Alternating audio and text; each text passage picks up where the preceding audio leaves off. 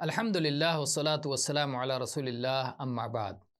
رسول اکرم صلی اللہ علیہ وسلم کی تلوار کے سلسلے میں کیا ذکر آیا ہے؟ اس سلسلے میں امام ترمذی رحمہ اللہ نے شمائل ترمذی میں اور پھر اپنی کتاب سنن ترمذی میں بھی 1691 نمبر پر انس رضی اللہ عنہ کی حدیث ذکر کی ہے، اور ایسے ہی سعید بن ابی الحسن بصری رحمہ اللہ کی حدیث ذکر کی ہے۔ دونوں حدیثوں کا معنی یہ ہے کہ اللہ کے نبی صلی اللہ علیہ وسلم کی شمشیر، آپ کی تلوار کا قبضہ چاندی کا تھا۔ آپ کی شمشیر کا جو قبضہ تھا وہ چاندی کا تھا۔